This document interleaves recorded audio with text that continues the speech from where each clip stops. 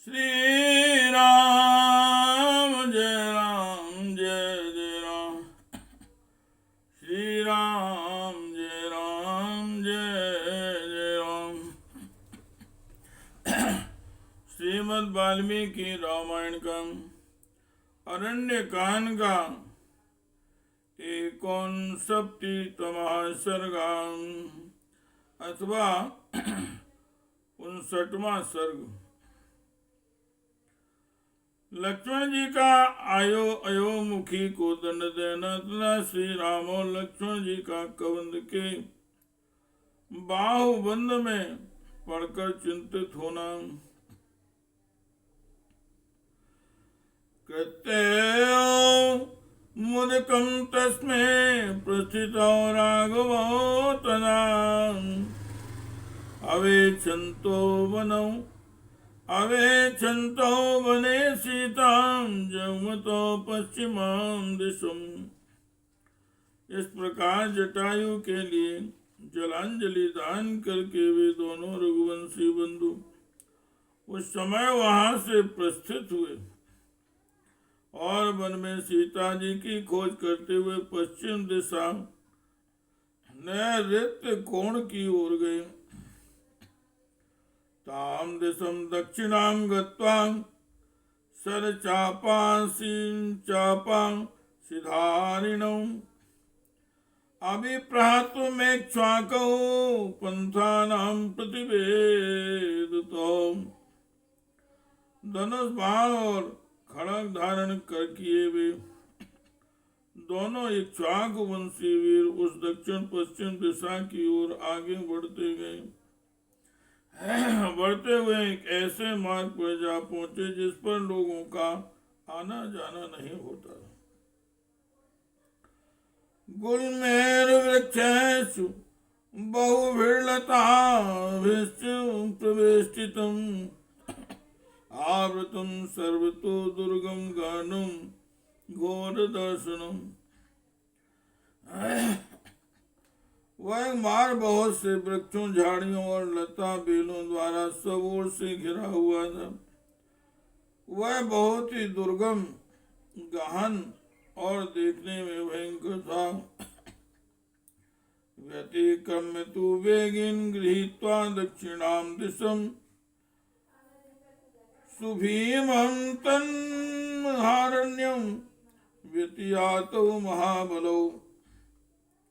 उसे वेग पूर्वक लांग कर भी दोनों महाबली राजकुमार दक्षिण दिशा का आश्रय ले उस अत्यंत भयानक और विशाल वन में आगे निकल गए।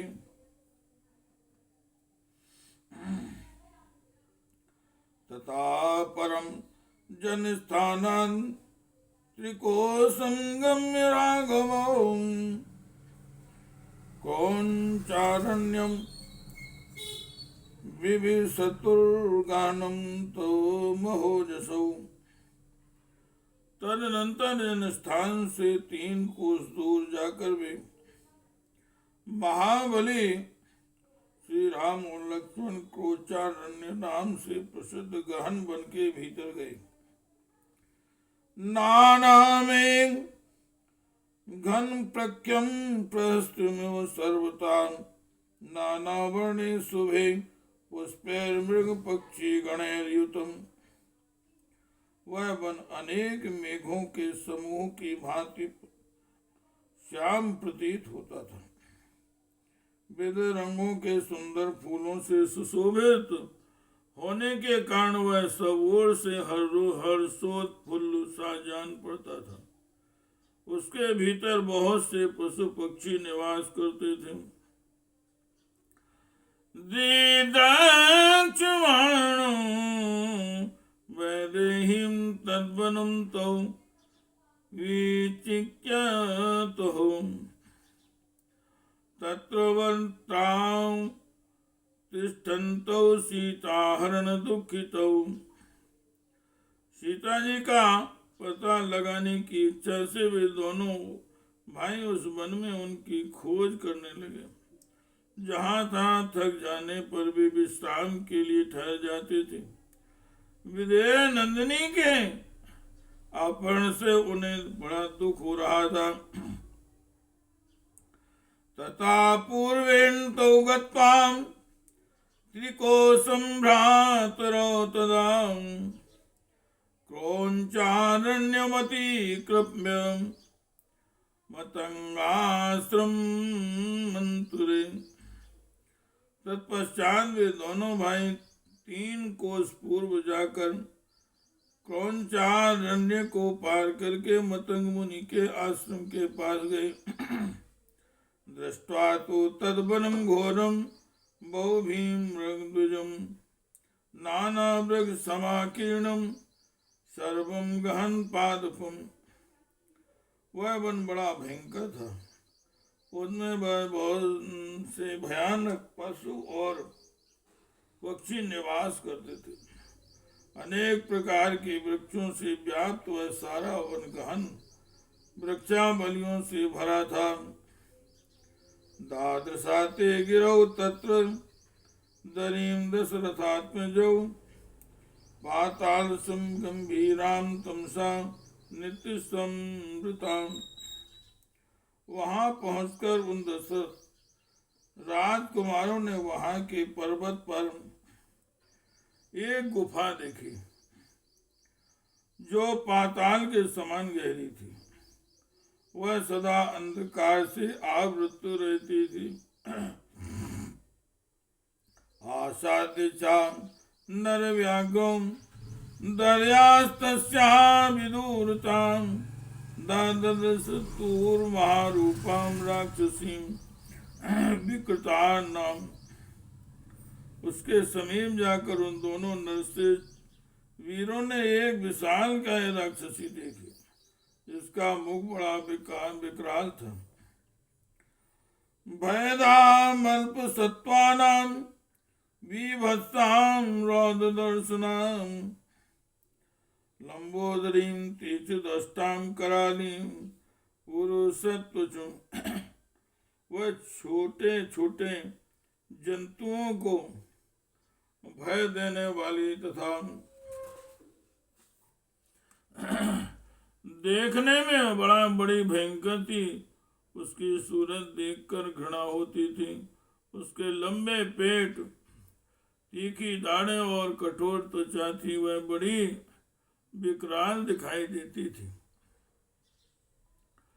भक्षयन्ती मृगान् भीमान् विकटां मुक्तमूर्धजाम् अवेक्षितां तु तौ तत्र भ्रातरो लक्ष्मणौ। भयानक पशुओं को भी पकड़ कर खा जाती थी। उसका आकार विकट था और बाल मुख खुले हुए थे। उस कंदरा के समीप दोनों भाई श्री राम और लक्ष्मण ने उसे देखा। सा समासाद्यतौ वीरौ व्रजन्तं भ्रातुर्व्रता येहि रस्या हेत्युक्त्वा समालंबन लक्ष्मण। वह राक्षसी इन दोनों वीरों के पास आई और अपने भाई के आगे आगे चलते हुए लक्ष्मण की ओर देखकर बोली, आओ हम दोनों रमण करें। ऐसा कहकर उसने लक्ष्मण का हाथ पकड़ लिया। वाच्यनम वचनम सौमित्र मुपगह्य चाहं अहं त्वयोर्मुखी नाम लाभस्ते तामसी प्रिया। इतना ही नहीं, उसने सुमित्रा कुमार को अपनी भुजाओं में कस लिया और इस प्रकार कहा, मेरा नाम अयोमुखी है। मैं तुम्हें भार्या रूप से मिल गई तो समझ लो बहुत बड़ा लाभ हुआ और तुम मेरे प्यारे पति हो। नाथ परबंधुर्गेषु नदीनां मूलिनेषु चां आजुश्चिरमिदं वीरत्वां मया सैरंस्यसे। प्राणनाथ वीर, यह दीर्घ काल तक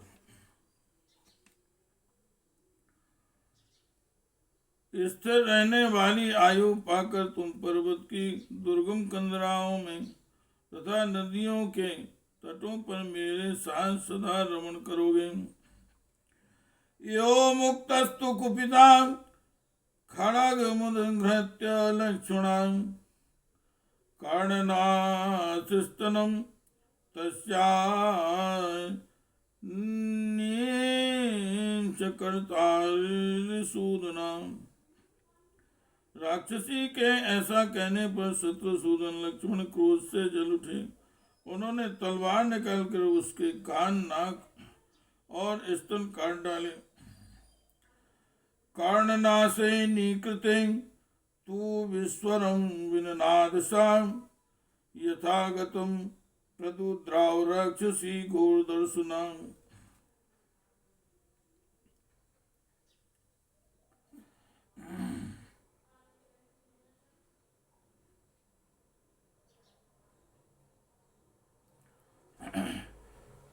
श्री राम जय राम जय जय राम, श्री राम जय राम जय जय राम। राक्षसी के ऐसा कहने पर शिवसूदन क्रोध से उठे और तलवार निकालकर उसके कान, नाक और स्तन काट डाली। कर्णनाशे निकृते तू विस्वरं विन्नादसा यथागतं प्रदुद्राव राक्षसी घोर दर्शना। नाक और कान के कट जाने पर वह भयंकर राक्षसी जोर से चिल्लाने लगी और जहां से आई थी उधर ही भाग गई। तस्यांगतायां गहनं व्रजन्तो वनमोजसां आसेदुर्मित्रघ्नो भ्रातरो राम लक्ष्मणो। उसके चले जाने पर भी दोनों भाई शक्तिशाली श्री राम और लक्ष्मण बड़े वेग से चलकर एक गहन वन में जा पहुंचे। श्री राम जय जय राम, श्री राम जय जय राम, श्री राम जय जय राम।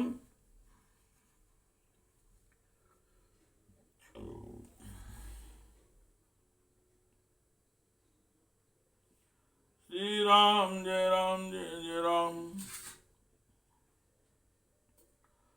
श्री राम जय जय राम, श्री राम जय जय राम,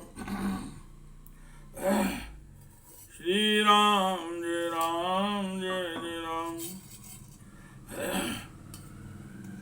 राम जय जय राम, श्री राम जय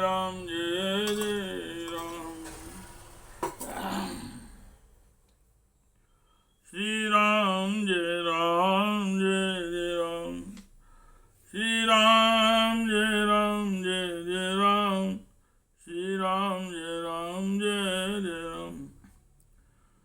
लक्ष्मणस्तु महातेजा शत्रुवाञ्छीलवाञ्छुचि आविद पाञ्जलिर्वाक्यं भ्रातृं दीप्त तेजसम्। उस समय महातेजस्वी, धैर्यवान, सुशील एवं पवित्र आचार विचार वाले लक्ष्मण ने हाथ जोड़कर अपने तेजस्वी भ्राता से रामचंद्र जी से कहा,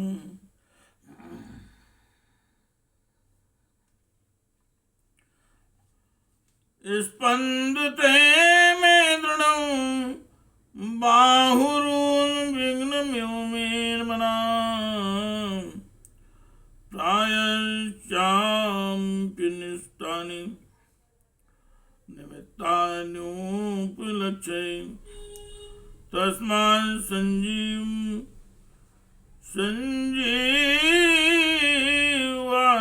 त्वं कुरु स्ववचनं मम। ममेव हि निमित्तानि सद्यां शमशन्ति संभ्रमम्। आज मेरी बाईं बाँह जोर जोर से फड़क रही है और मन उद्विग्न सा हो रहा है। मुझे बार बार बुरे शकुन दिखाई देते हैं, इसलिए आप भय का सामना करने के लिए तैयार हो जाइए। मेरी बात मानिए, ये जो बुरे शकुने वे केवल मुझे ही तत्काल प्राप्त होने वाले भय की सूचना देते हैं। का नाम पक्षी परम दारुणम आवयोर्विंजयम युद्धे संसिन्यो विनर्दति। इसके साथ एक शुभ शकुन भी हो रहा है। यह जो वंजुल नामक अत्यंत दारुण पक्षी है, वह युद्ध में हम दोनों की विजय सूचित करता हुआ ऐसा जोर जोर से बोल रहा है। तयोरन्वे तोरेवं सर्वं तन्मन् वो मोजसुवन मोजसां संयज्ञे विप्ला शब्दां प्रभंजन्यो तद्वनम्। इस प्रकार बलपूर्वक उस सारे वन में दोनों भाई जो सीता जी की खोज कर रहे थे, उसी समय वहां बड़े जोर का शब्द हुआ जो उस वन का विध्वंस करता हुआ सा प्रतीत होता था। संवेष्टतमे वात्यर्थम गणम मात्स्वनम वनस्य तस्य शब्दो आभूत वनमा पूर्यन्यो।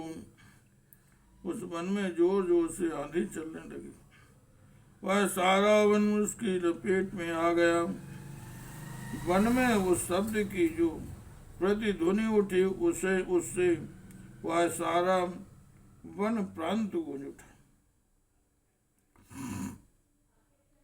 तम शब्दम कांक्षमाणस्तु राम खड्गी सानुज ददर्श सुमहाकायं राक्षसं विपुलोरुषम।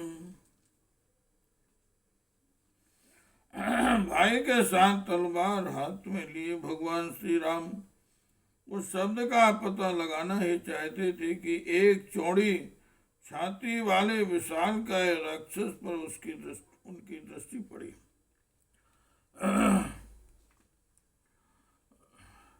आसेद तुश्च तद्रक्षस्तावुभौ प्रमुखे स्थितं विवृद्धं शिरोग्रीवं कबंधमुद्रे मुखम।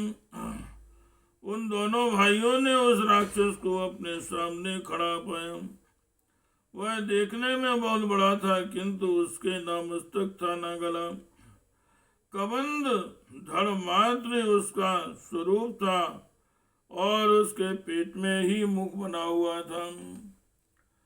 श्री राम जय राम जय जय राम। श्री राम जय राम जय जय राम। श्री राम जय राम जय जय राम। श्री राम जय राम जय जय राम। श्री राम जय राम जय जय राम। आसेद तुष्यं तन्द्रंचस्तावुभौ प्रमुखे स्थितं विबुद्धमशिरोग्रीवं कबंधमुद्रे मुखम। उन दोनों भाइयों ने उस राक्षस को अपने सामने खड़ा पाया। वह देखने में बड़ा था, किंतु उसके न मस्तक था न गला। कबंध धड़ मात्र ही उसका स्वरूप था और उसके पेट में भी मुंह बना हुआ था। रोमभिनर्सितस्तीक्ष्णैर् महागिरिमिवोक्षितं नीलमेघनिभो रौद्रं मेघस्तनीतनिः स्वनम्।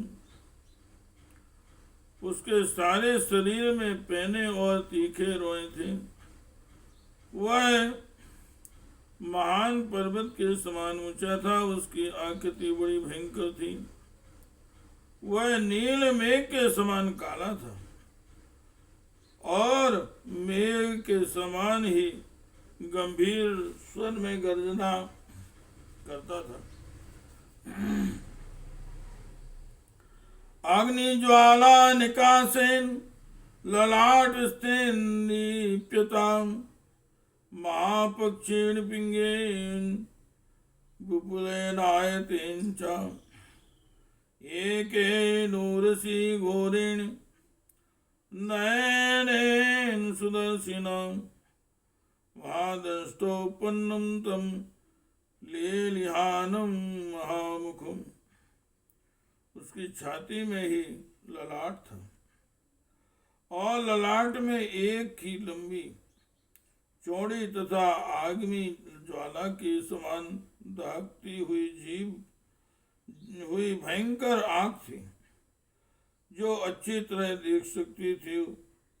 उसकी पलक बहुत बड़ी थी और वह आंख भूरे रंग की थी।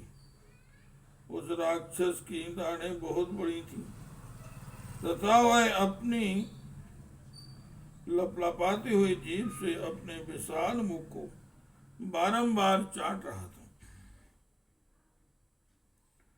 भक्षन्तम महाघोरान राक्षसिं मृगद्विजान घोरो भुजौ विकुर्वाण मुखो यो जन्मायितो कराभ्यां विवितान्वयम्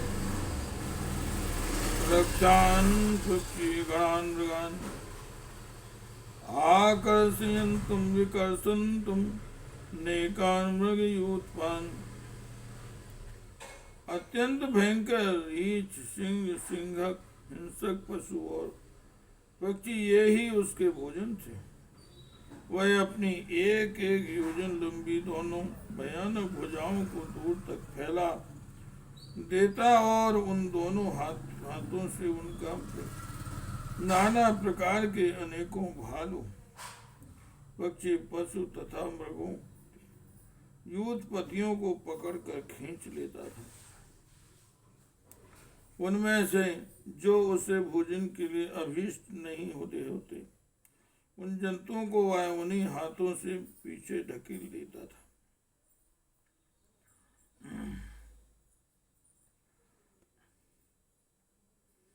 ईशतुमाव्रत पंथानं तयोर्भ्रात्रो प्रपन्नयो आत्म समिति क्रमिकोस्मात्रं ददर्शतो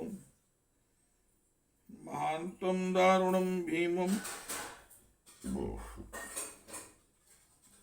कमन्तं भुजसंवृतं कबन्धम्यो स्थानादि घोर प्रदर्शनम।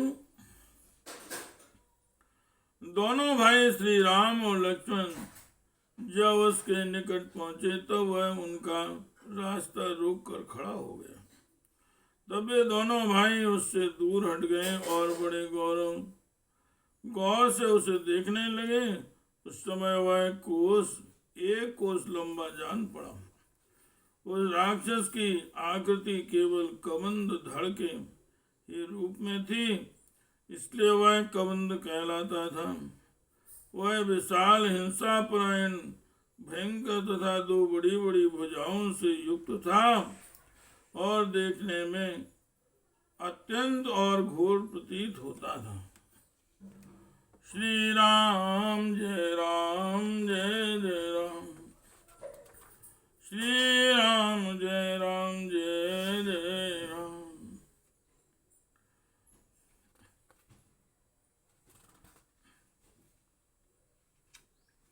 इत्यादि से श्रीमद् रामायणे वाल्मीकि आदि काव्य कांडे एकोन सप्तमः सर्गः। श्री राम जय जय राम।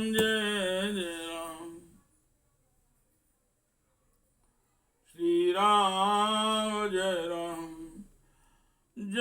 जय राम। श्री राम जय राम जय जय राम, श्री राम जय राम जय जय